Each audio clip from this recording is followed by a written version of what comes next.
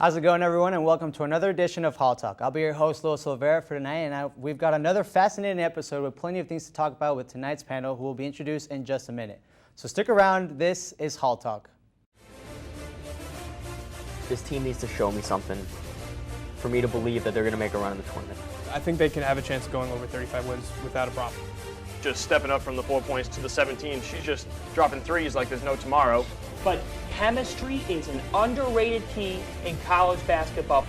That was by far the best game I've seen them play. This is Hall Talk, and that's how the chalk talks.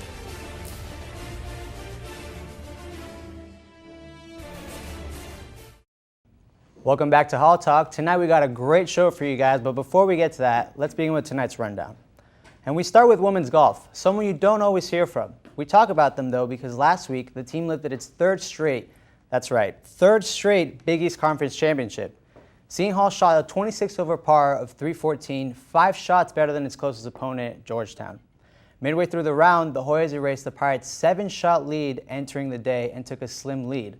The Hall, however, bounced back late and eventually won the tournament by 12 strokes over Georgetown. Senior Carly Zabrowski finished the tournament with a 15 over par to tie for fourth among all individual golfers. She finished tied with teammate Cassie Pentelis. Pentelis also finished strong for the Hall with a 6 over par at 78. The Pirates, only in their 6th year in existence, had this third title be the most improbable. Entering the 3-round event on Friday, Seton Hall was the 4th-ranked team in the field of 6 based on the Golf Stat rankings. The Big East champion will compete in the Stanford Regional of the 2016 NCAA Division I Women's Golf Championships May 5th through the 7th. The Stanford Regional will be played at University's own course in Stanford, California. Seton Hall is the number 18 seed of the field. USC is the top seed, followed by Arkansas and host Stanford. Now that we've been caught up with that, I'd like to introduce my panel for this evening, Olivia Mulvihill, Kevin Hubler. How are you guys doing? It's great to be back in the studio, Luis. Great to be back, Luis. And so, guys, you heard me talk about women's golf. Can we give this team some credit? Give me your thoughts. I mean, it's amazing. It's only 6 years, and it's their 3rd straight title. They're becoming the sort of women's basketball UConn type of thing, if you know what I mean. Exactly. That was the exact reference I was going to make, Luis. And, you really got to give Coach Doyle a lot of credit. This team has only been here for 6 years, and they've already won 3 Big East titles. That's 3 banners in the field house already. So I think you really got to give her a lot of credit and the girls she's brought in. Obviously, this is huge for the seniors. Mackenzie Cutter, Carly Zabrowski, who you mentioned earlier, Megan Tunfield. It's just huge for them to, they're a lot like the UConn women's basketball team. They're like Breanna Stewart. They're able to, rank in all these championships in the short time they've been here. And, like we said, I think it also shows a lot that they started, last year there was a lot more hype going into the tournament. This year, when they started on the lower seed, I think a lot of Seton Hall fans were kind of worried about how they were going to do, especially starting off kind of where they did. But the fact they were able to come back and win the tournament, it's huge. And look, that was 2 years in a row that they've now come back. They did the same thing last year when they won their 2nd straight, 3rd straight with a different group of players, because now you add 2 sophomores to the mix that weren't there last year. This team has the makings to be very special for the next couple of years coming as well, because it's next man up. When somebody graduates, somebody else is stepping right up, and that's what's been able to fuel them and give them now 3 straight tournaments. Imagine how the junior class feels winning every single year that they've been here. That's a great career if you ask me.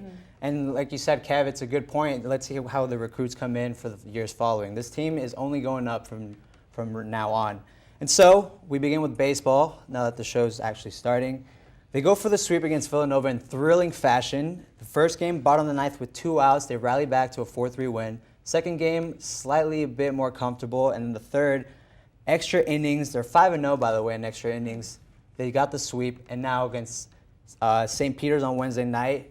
Guys, talk about this sweep. I mean, it's massive for the team. Oh, yeah, and I definitely saw, these were long games, and games that, as watching the games, you didn't really feel like, oh my gosh, they're going to win. This is going to, Pirates are going to win. They were definitely long and to the last second, which I think definitely shows a lot about this team, is that they're able to, when they're down, be able to, come back, get the guys together, change out the pitcher. Sometimes on Tuesdays we see this team go through 8 pitchers. So really, Coach Shepard can really see when this team is down and figure out, who to put in and what kind of changes to make in order to get the win. Kev, 18 hits in the 3rd game. Talk about that. I mean, this team, the offense, the bats are finally alive for this team. It's something that plagued them last season.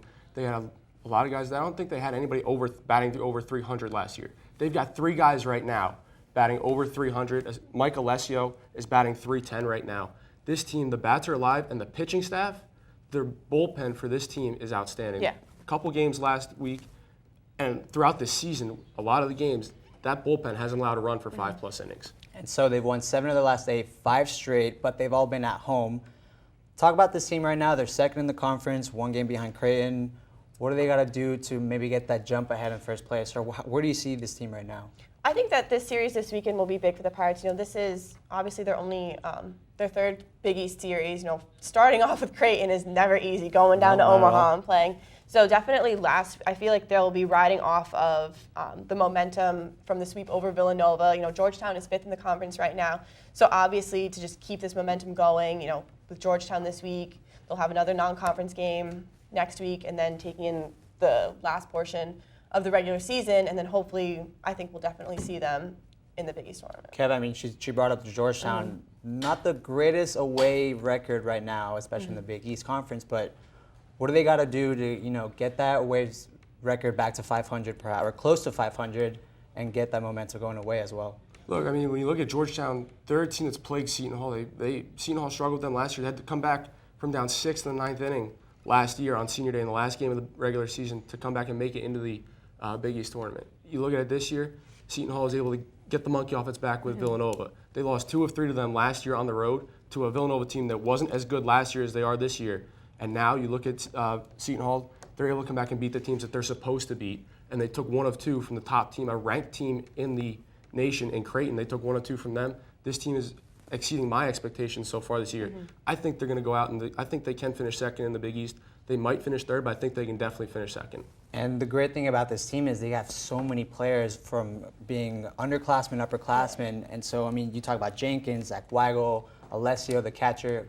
Who do you guys think is, if you had to choose maybe 1 or 2 guys other than the pitcher, who would be your go-to guy? Who has most impressed you so far? So far for me, I gotta say, you know, our biggest player of the week, Zach Weigel, he was, you know, huge in this weekend series. You know, triple 2 RBIs on this past Wednesday, and you know, finishing, you know, sorry about that. Yeah, he's just been huge for the Pirates right now, and he's definitely been one of their most consistent bats. You know, there isn't really a game where you're like, oh, Weigel's struggling. Like, you know, what are the Pirates gonna do? So I think that having his consistency has been huge for the team, and like, you can really tell that he's one of the players that can get the younger people up when they're down and everything like that. Kev, you got Jenkins. Who you got? I mean, Jenkins is leading the nation in steals, right? Everyone's talking about him. Jenkins may be leading the nation in steals, and yes, Weigel has the hot bat, but Mike Alessio has absolutely been the surprise of the year for me on this team. He leads the team in batting average at .310. He has 19 RBIs, and he's stepping up for Alex Falcone and Boyd, who left the team. They graduated last year. He's been outstanding behind the plate, with the exception of last week against Villanova. He only played 1 game behind the plate, and that was Friday's game. He had a couple miscues. But aside from that, he's replaced Falcone and Boyd. He's been absolutely outstanding behind the plate. I mean, to replace those 2 guys, he's only got 8 errors on the season. He's just a guy that's a sophomore. You didn't know what you're going to have from him coming into the year. He's been probably one of the best players on this Seton Hall team. And so, like we said, they have Georgetown away in the nation's capital. And so now we head over to the other side of the diamond, the women's softball team. They got the sweep as well over Providence. They got back to 500, but unfortunately on Thursday night, they got another loss against Stony Brook by 1 run. Guys, 24-25 now. They're tied for 5th place. Only 4 teams go to the the semifinals for the Big East Conference. What does this team got to do? I mean, they're always going up and down, up and down. What can you say? I like how you bring up how this team goes up and down. I mean, you can see in their record, you know, they're split right now. And this team does this a lot. We saw it last year. I think a lot of us were kind of surprised at the end of the season when they made it to the semifinals. But, you know, this conference this year for softball has been nuts. You know, we have DePaul, who's at the top of the conference right now, playing Seton Hall this weekend. We have Creighton, another great team in the conference, playing St. John's. Then Butler versus Villanova. So it's not just a huge series for Seton Hall and DePaul this weekend. There's a huge series across the conference as a whole. So I think it's definitely going to be hard for this team to make it where they want to with the Big East championship. But, you know, it's going to be like with college basketball, all these bubble teams and everything like that. So it's definitely going to be hard. And I think right now, if they can, you know, make some noise against DePaul, I think they'll have a better chance. Kev, I mean, seeing this team in person, you always sometimes wonder why is this team sometimes struggling? I mean, they have a 3-headed monster in Valerie Sudo, Alexis Walkden, and Yasmin Harrell leading offensively. And pitching-wise, I mean, they can get on a good run sometimes. I mean, you talk about pitching. Madison Strunk's been great for the Pirates. Chris Ahead as well.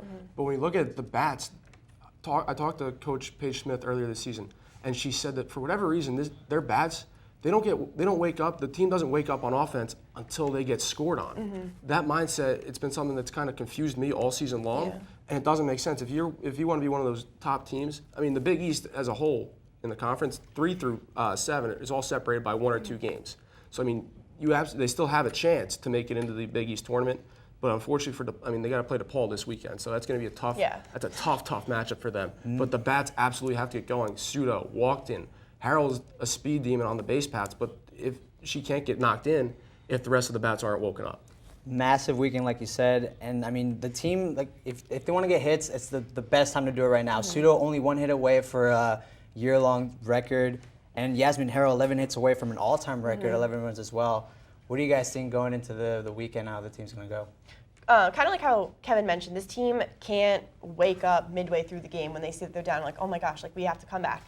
They're going to have to stay awake from the beginning, and I think that with their mindset of playing the best team in the Big East, they might, I think that mindset might change. Like, you know, this is what we have to do. You know, this is a series that if we win, we're definitely going to turn some heads. And, you know, it'll be great too. It'll be senior weekend, so it'll be nice for the seniors to go out with a bang. Kev, real quick, what's the record for the weekend? I mean, Olivia just mentioned it, Senior Day. I think they're going to pull out the win on Senior Day. They did it last year on the last game of the year.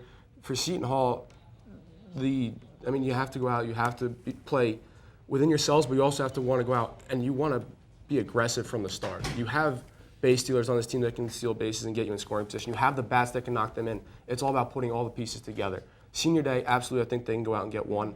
I don't know if they can get 2, but they absolutely have the pieces that can do it. All right, well, there you have it, folks. A big weekend for both baseball, softball, and not only them, women's golf, like we said, in a few weeks, going down to Stanford, and as well as women's tennis going for their Big East tournament as well. Best of luck to the ladies. And also, quick shout-out. A close friend to all of us, Adam Satz. He's going away from Seton Hall, one of the SIDs for many, many sports teams here. We wish him the best of luck. Guys, don't forget to miss out on the next episode, a very special senior episode, so make sure to stay tuned for that. I'm Louis Silvera. For our panel, Kevin Hubler, Olivia Mulvihill. Thank you so much for watching. We'll see you soon.